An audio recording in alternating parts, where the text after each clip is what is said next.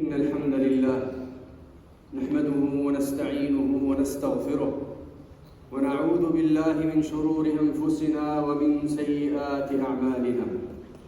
من يهده الله فلا مضل له ومن يضلل فلا هادي له. وأشهد أن لا إله إلا الله وحده لا شريك له، وأشهد أن محمدًا عبده ورسوله وصفيه من خلقه. يا عباد الله، اتقوا الله ما استطعتم، اتقوا الله حيثما كنتم، اتقوا الله يا عباد الله لعلكم تفلحون، اتقوا الله يا عباد الله لعلكم ترحمون.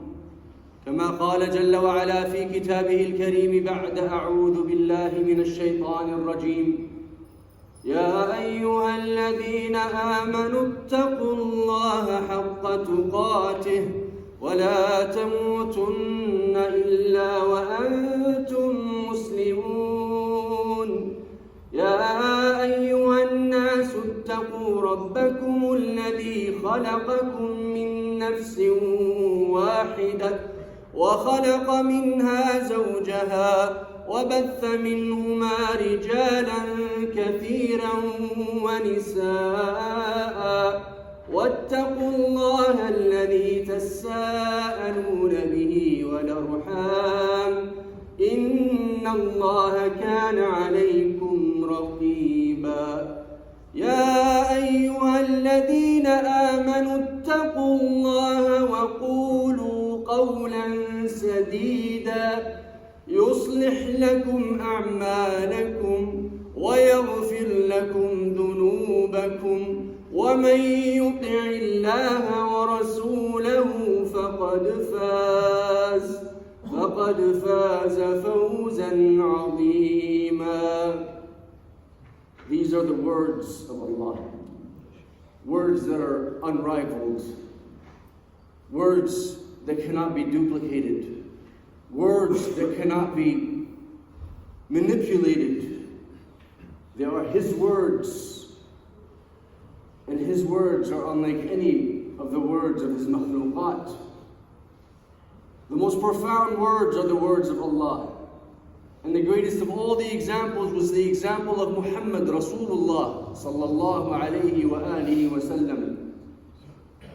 And the worst of matters, the most destructive of all the agents, are the fabrications and alterations that people have tried to weave into this pure, blessed deen. Whereas they worship Allah subhanahu wa ta'ala seemingly, however, it is complete misguidance because it has no reference from the Quran and the Sunnah. These are called bid'ah. وَكُلُّ بِدْعَةٍ ضَلَالَةٍ وَكُلُّ ضَلَالَةٍ فِي النَّارِ وَالْعِيَاذُ بِاللَّهِ. أما بعد. Last week, I mentioned something to you that perhaps needs more clarification. In the end of my khutbah, I mentioned that you yourself are a sign. You yourself are a sign. And the signs of Allah subhanahu wa ta'ala, His ayat, are many. And we sometimes overlook them and we walk right past them. But sometimes you find yourself staring into the mirror and you see nothing, you see void. However, inshallah, within these few minutes you will realize that you are a remarkable creation of Allah subhanahu wa ta'ala. You have been created for the ultimate purpose. And you are a sign of Allah subhanahu wa ta'ala. He says subhanahu wa jalla fi ulah, وَمِنْ آيَاتِهِ أَنْ خَلَقَ لَكُم مِّنْ أَنفُسِكُمْ. And from His signs, min ayatihi, plural, He has created for you, from you. He has created for you, from you. These are signs. أزواجا لتسكنوا إليها إلى آخر الآية. When you think about this, the paradox between the slave and the master, we have been taught that the slave is subordinate to the master. And subhanallah, it is not the same when you look at it in Islam. Because the slave who worships Allah subhanahu wa ta'ala, Allah subhanahu wa ta'ala creates him and her to serve. However, everything else is subservient to them by His will as well. And let me point your attention to what He said, Jalla fi ulah, in His words, وَسَخَّرَ لَكُم مَّا فِي السَّمَاوَاتِ وَمَا فِي الْأَرْضِ. And He has facilitated everything for you, لَكُمْ, that which is in the heavens and on earth, مِنَ الْقَمَرِ وَالشَّمْسِ الْأَشْجَارِ الْأَنْهَارِ الْبِحَارِ. All of the creations and all of the creatures have been facilitated, created to serve you. This is remarkable, because when you think about it, and as I mentioned, the relationship between the slave and the master is not how we've been taught.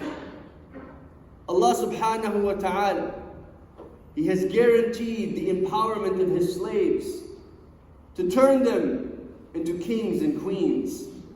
And this comes from the humblement and the servitude that we, as creations of Allah subhanahu wa ta'ala, have been designated for.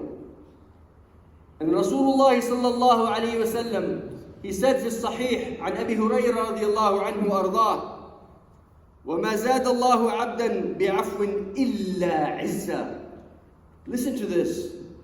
Allah subhanahu wa ta'ala will empower a slave, will elevate the status of a slave, will make the slave more beloved to him, bil'afu, when that slave forgives, when that slave forgives and pardons others and finds excuses for others and humbles himself amongst others.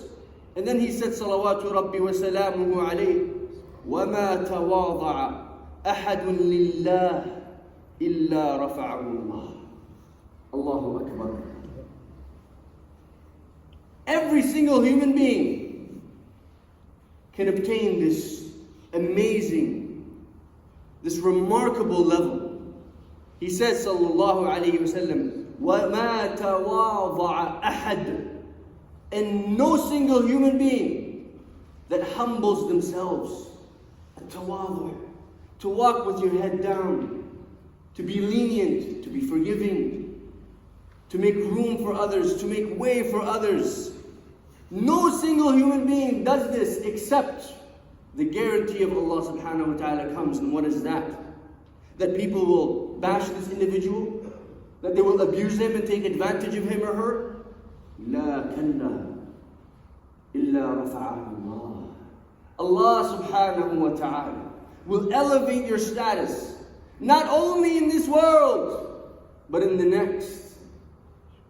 These are the words of Rasulullah sallallahu alayhi wa sallam, the greatest of all examples. And if you look at it, subhanallah, لم تخلق عبثا. You were not created without a purpose. And everything around you was not created without a purpose. If you look at the heavens, the skies, the earth, the sun, the moon, the rivers, the oceans, the trees, the creatures, they all serve a purpose. سَخَّرَ لَكُمْ. He has facilitated that for you. And He said, eat from the foods, walk upon the earth, sail in the oceans, thrive, live. ولكن think, تفكروا, تدبروا, إن في ذلك لآيات لقوم يتفكرون. And praise Allah subhanahu wa ta'ala. Be dutiful to Him and do not disbelieve in Him subhanahu wa jalla fi ulah. I know it strikes you as odd for us to have this conversation, for me to bring this subject matter up at such a dismal time where you see the most impoverished people are Muslims. The most persecuted people in the world are Muslims. So you're probably thinking to yourself, this doesn't make sense. How is it that we are the kings and the queens of this earth when we are the most persecuted, we're the most impoverished? we are the most powerless. But listen, and let me tell you and take you to a time where this question was brought up. Al-Hafidh ibn Hajar was a scholar of his time. وَكَانَ قَاضِي الْقُضَاةِ He was a judge that was recognized by the entire lands. A man of knowledge, etiquette, wisdom, power. And he would carry himself in such a manner.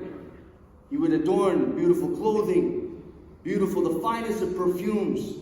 And on one occasion he was walking through the markets. And a man came to him who was not a Muslim, Yahudi. And this man was a merchant of oil. His clothing was stained, tattered. He was impoverished and his job was difficult and arduous.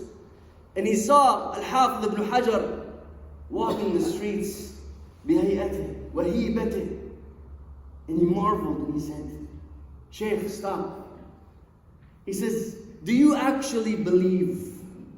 Do you believe in what Rasul, your messenger, has said, Muhammad sallallahu alayhi wa sallam, that this world is the prison of the believer and the heaven of the disbeliever? And the hadith is sahih an Abi Hurairah.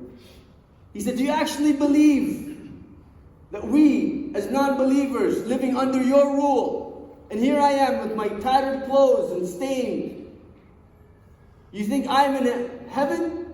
And you walking around in beautiful garments, smelling of the finest misk, and you are in a prison? Do you actually believe these words?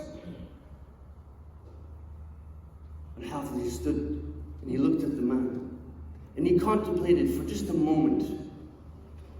And he said, Rahmatullahi alayhi, he said, by that which Allah subhanahu wa ta'ala has prepared for me in Jannah, this is my prison until I receive that reward, until I obtain that reward.